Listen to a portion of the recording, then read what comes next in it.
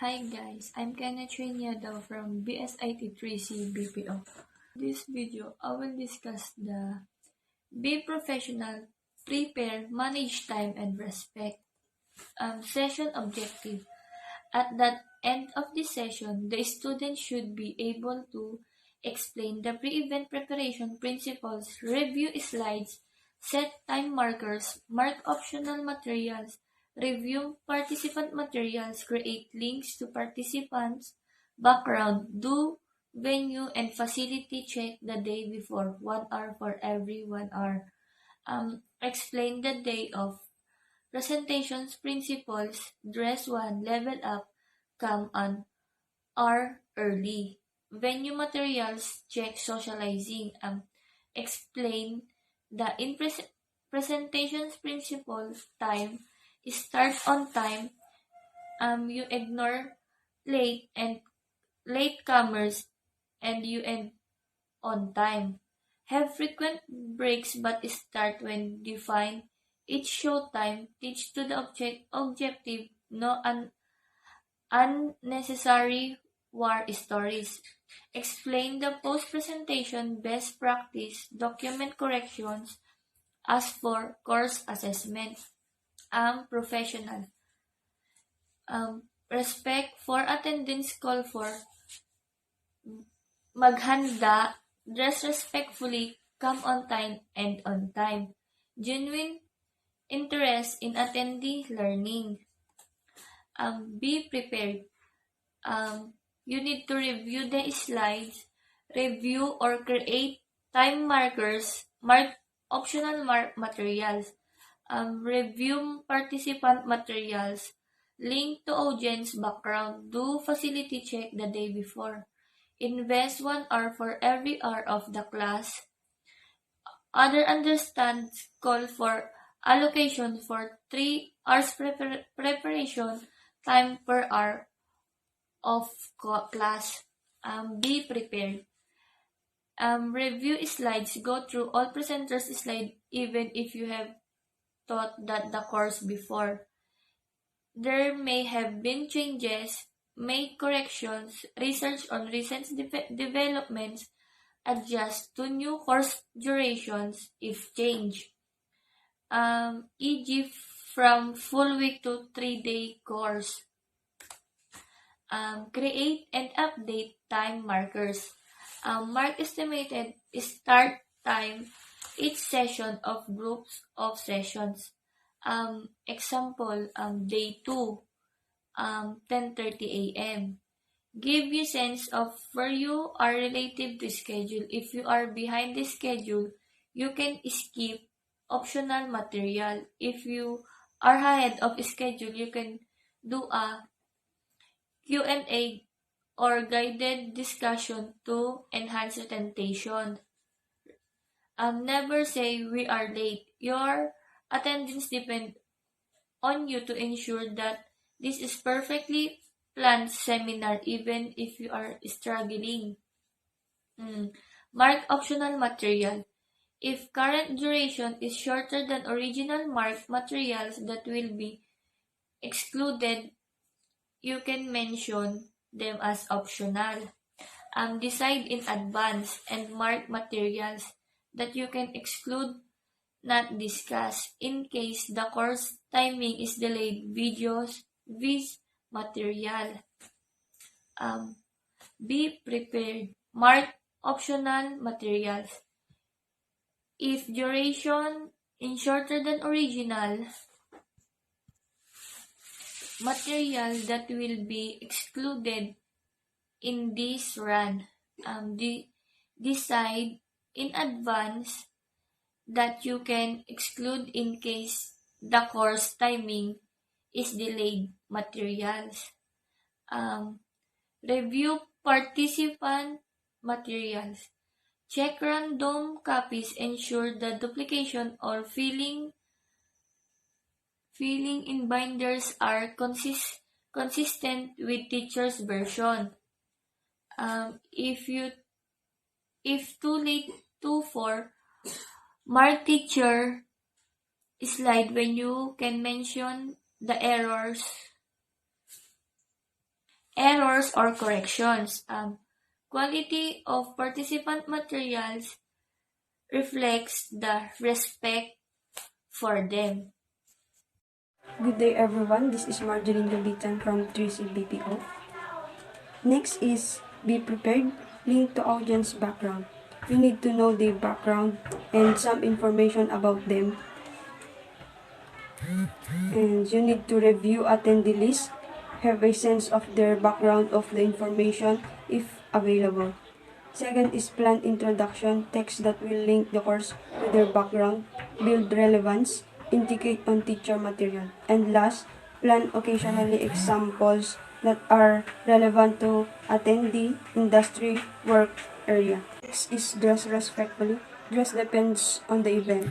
For example, in business meetings, you need to dress a formal attire. You need also to dress in a way that will help you reach your goal and in a way that inspires trust and credibility. We have rule of thumbs, dress one level higher than an audience. First, you can always dress down if client insists. Second, bankers require suit for formal equivalent in the country. And third, Silicon Valley firms take pride in dress down. Preparing for a presentation by dressing in communicates to the audience that they are important. When a presenter wears casual clothing in front of the business dress, audience sends either off message, bad, I am not senior enough, or worse, I am too senior that I can flaunt my privilege to wear casual while the rest of you are formal dress. Next is professors at Harvard are said to always wear a coat to class, then take it off and roll up their sleeves. This is the rule of professors in Harvard. You are not Harvard professor if you are wearing a coat, but you don't remove it. And if you are wearing a long sleeve shirt and never rolled up, and even if is hot, expert, and calm, because sanay na sila sa ganong pananamit and they never perspire. Next is come 1 hour early. They say it is better to be early than late.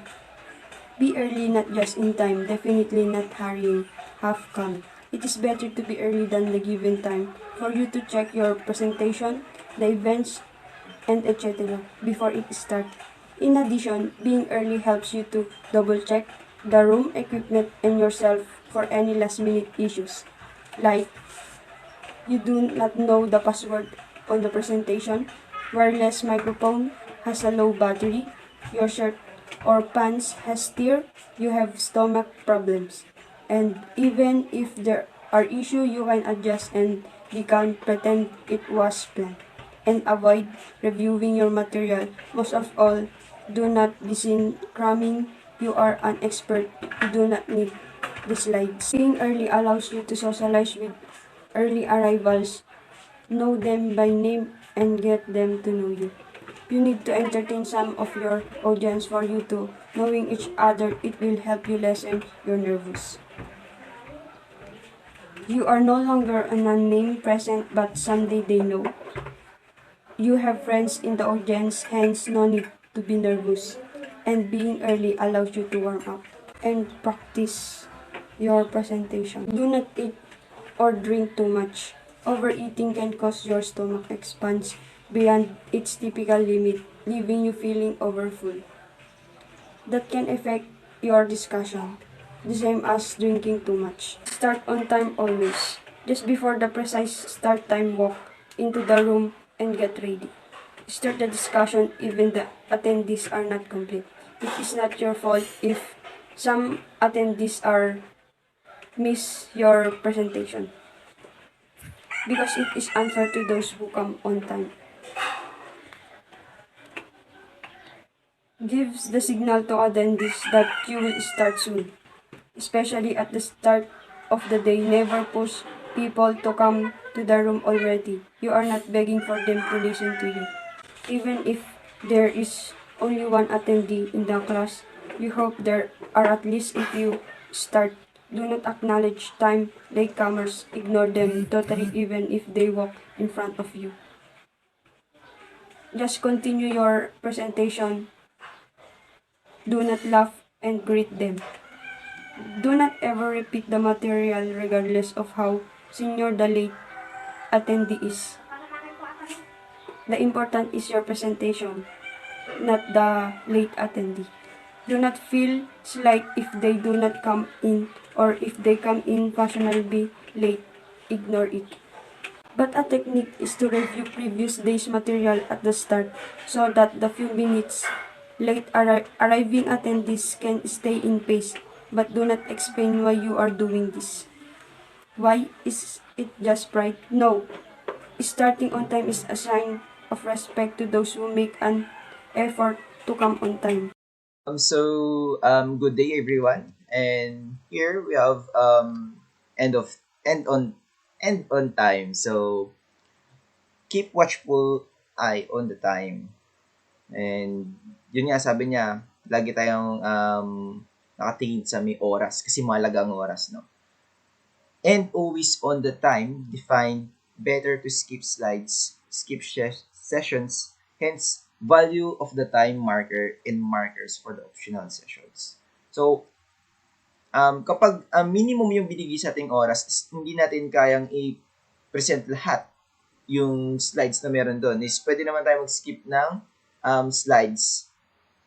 Yun, kung kunwari is parang ito, hindi naman siya actually parang napahappy wall lang siya doon sa may objective. So, it's better to skip that para matapos natin slides. Okay, yun nga, dapat makon natin yung exact time, masakto natin. So, do not make a big thing or worry, sabi, about skip slide sessions attendees can read. So, yun nga, wag natin yung hayaan na ma-bother tayo or maging big deal sa atin na nag-skip tayo ng slides. Kasi, ang mga attendees natin is marunong rin sila magbasa. So, pwede mo silang bigyan ng copy nung nire-report mo para sa ganun, kung sakaling meron silang di nabasa, pwede nilang basahin. Besides, they only retain 25%. So, yun nga, kahit na magaling kang presenter or reporter, 25% pa rin ang kayang retain nung mga student na nakikinig sa'yo. So actually, yun, 25% lang naman din. So if you show that it is a big thing, attendees will notice. So don't. So never mo ititik na big deal na nag-skip ka ng slides or hindi mo nasabi tong slides na to. Kasi kapag na-notice nila yon, maapektuhan talaga yung parang yung mood nila or kapag pinahalata mo yun, maapektuhan rin yung next slide mo na parang iba pa rin yun sa utak mo and then meron ka na dapat ditong inaasikaso. So, almost never end way too early. More than 30 minutes, sabi. It gives the impression that the attendee is being shortchanged.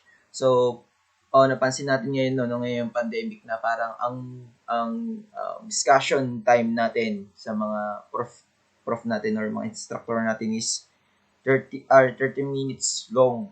Mga 40 minutes tayo, 'di ba, nagdi-discuss. So, yun, never tayo mag-e-end ng mabilis at parang yun.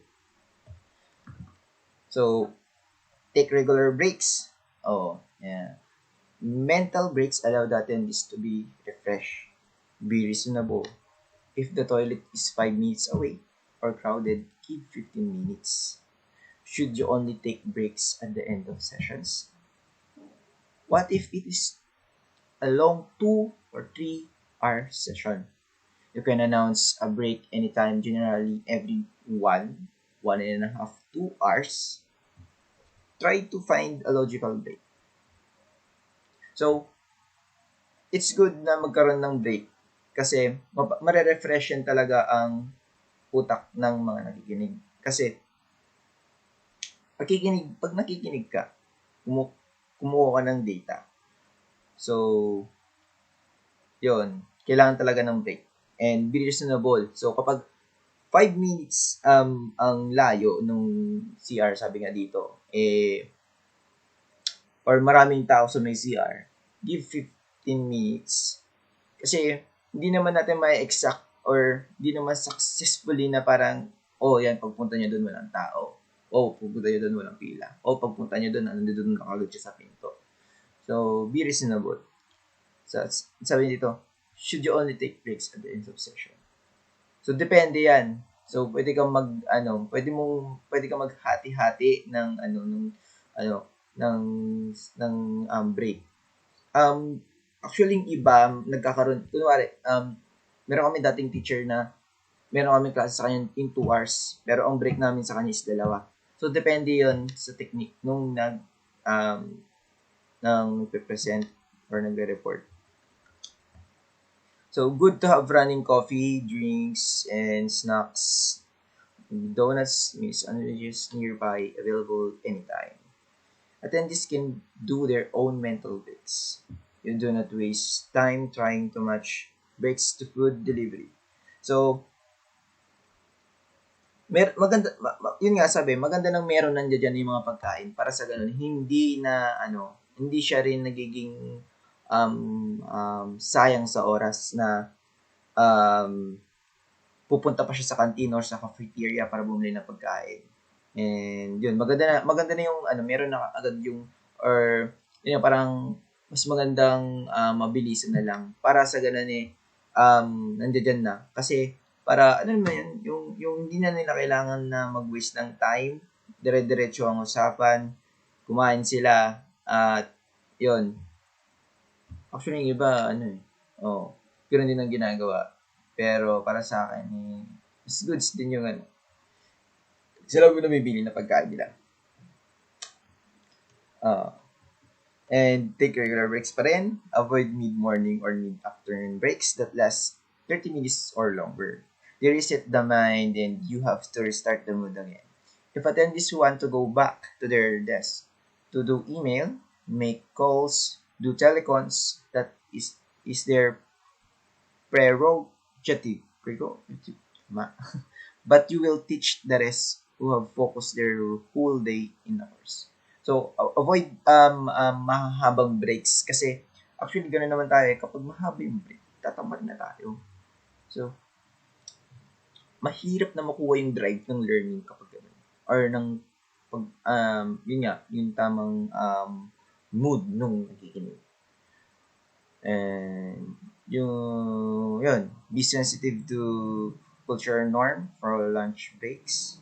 Attending mind will mentally stuck and shift to lunch, whether or not you release them. Better to stop in mid-session that delay more than say 20 minutes. Best 1 hour, not 45 minutes. It is cruel, nor 1.5 to 2 hours. They will reset. So, maging maging sensitive tayo pagdating sa lunch break kasi totoo yun, yung gutom kasi hindi talaga natin kayang mag-focus kung meron yun, no? Kapag hindi naman actually gutom kasi yung body clock natin is maybe always na kumakain tayo ng 12. So yung katawan natin is nag-urge siyang kumain. So hindi natin kayang pigilan or kaya nilang pigilan, pero yung mentally yung mental focus nila hindi naka-focus. Okay. Tapos, sabi niya dito, better stop in mid-session than delay more than, say, 20 minutes. So, mas magandang sa gitna talaga, Sa gitna tumigil, Para, Tapos, teach to the objectives. Yun. Plan your examples, focus on delivering the objectives, digression into the accident this morning, the economic downturn, the stock market collapse last night, the wedding of an actress, all necessary if they do not contribute to the objectives. Let's do not waste time of the attendees. So, and sa may una is plan your examples. So, magplano ka ng mga example mo at mag-focus ka sa delivery ng objectives and digression into the accident or any kind of events na unnecessary na hindi naman nagko-contribute sa objectives. And wag natin sasayangin ang oras ng attendees natin. Teach to objectives pa rin. It does not matter if your dog died or you won the lotto. You are a professional and you will perform the role according to the standard. As a presenter, your team member before, during, and after the session should contribute to the objective. So, it's showtime. Sabi niya dun. Post-presentation, so corrections or updates. List down the error that occurs where owner can correct. Share comments on the elements that need to be improved or update. Course presentation evaluation. Distribute the evaluation form as for the candidate evaluation, as for improvement suggestions.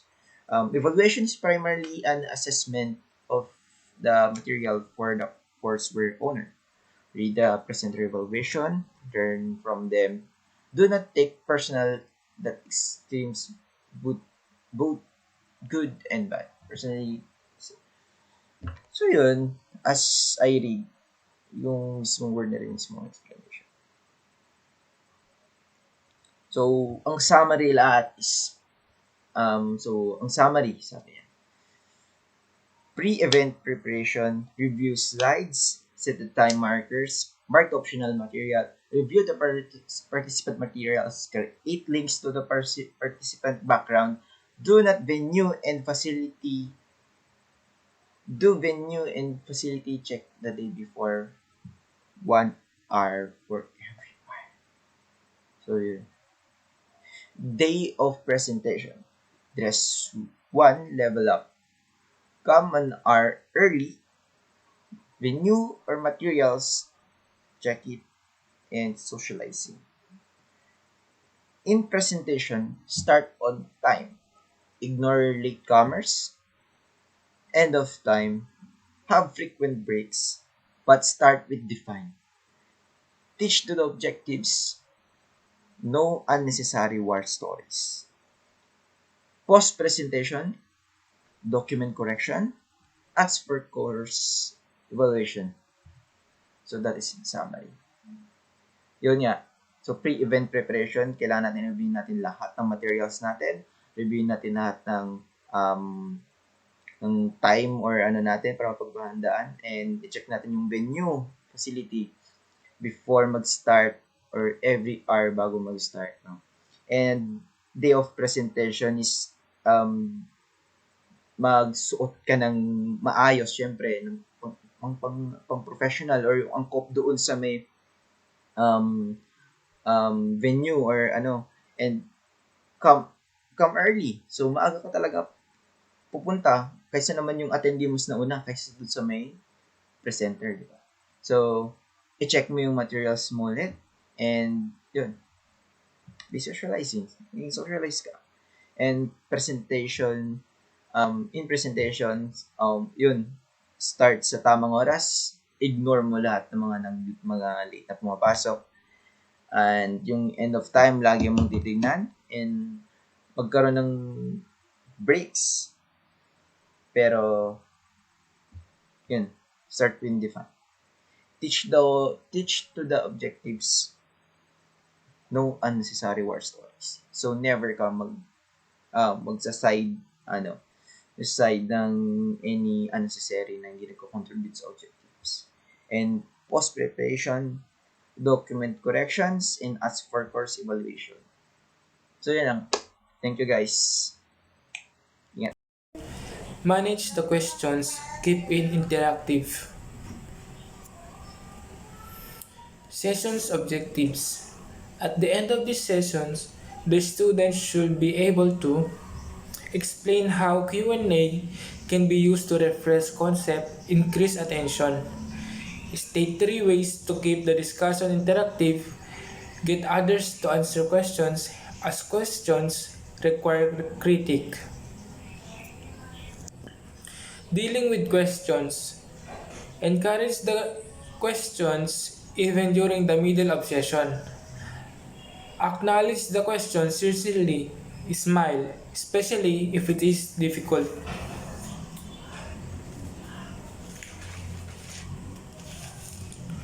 So kahit mahirap yung tanong, dapat nakasmile ka pa rin. Huwag mong papahalata mahirap para hindi ma-pressure ang audience. Avoid multiple conversation. Buzzing questions. Restate the questions so that you gather whole audience to it. So, ulitin mo yung tanong para mapunta sa'yo yung attention nila. Ask a class member to answer the question as another acknowledge good attempts. Summarize the answer, inject your answer. So, magtatanong ka sa audience, tapos magtatanong ka ulit. Then, i-summarize mo yung sagot nilang dalawa, tapos dun mo ipapasok yung answer mo. Walk to the other side of the room, away from the person asking question that whole audience enlisted. So maglakad sa side ng mga room or sa gilid para yung malayo sa mga nagtatanong, para yung audience ay magtuloy sa pag-fill ng questionnaires or para makafocus sila sa ginagawa nila. The Q&A is not a private, low-volume conversation. So, low-volume conversation, dapat hindi malakas yung pag-uusap.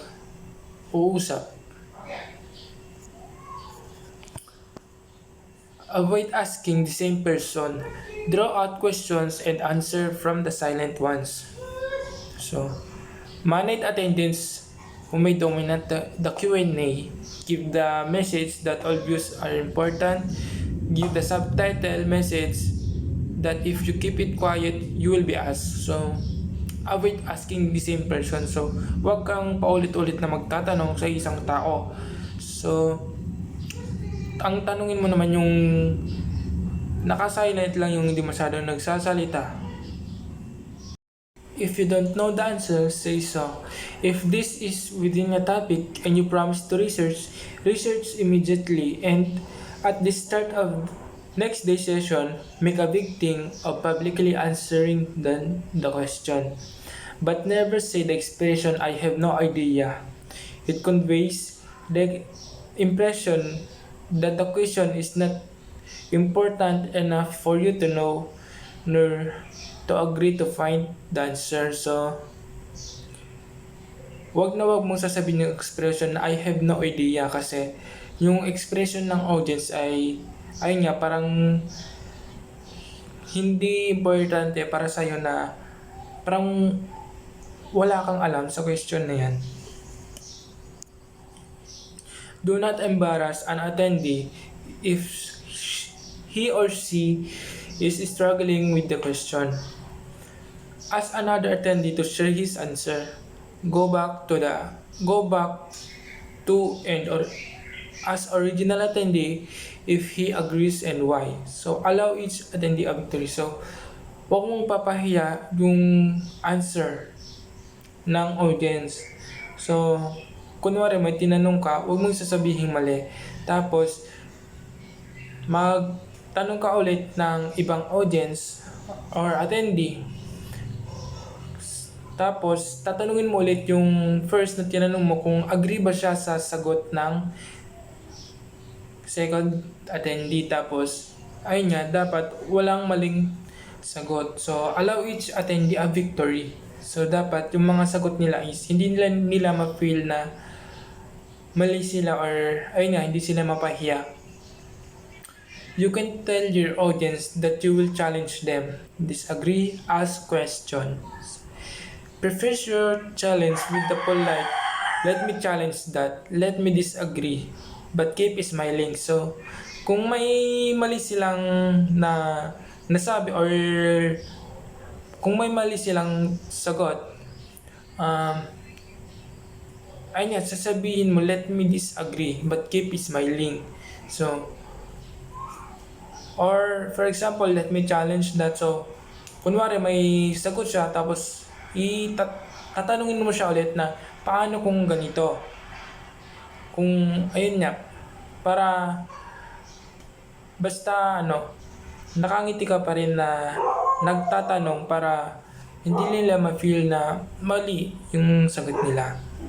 Challenge your audience, not just the person to disagree with you. So, yung audience, yung i-challenge mo. So, for example, may nagtanong ka sa isang audience, tapos medyo malayo yung sagot, then kukunin mo yung sagot niya, tapos paano kapag ganito, di ba? Ganon. Yung audience yung kakausapin mo, hindi na yung nagsagot. Ask other to answer the question. So, ask question, challenge the answer, let other challenge or support the answer. Time is spent to reinforce the topic as important as delivering the material. So, habang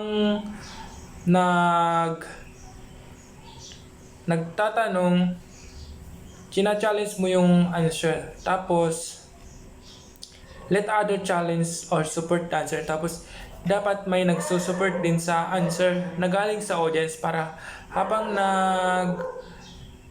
babangayan sila ng mga sagot, ayun nga, time is spent to reinforce the topic as is important as delivering the material. So, habang nagbabangayan sila ng sagot, may mga natututunan na din sila.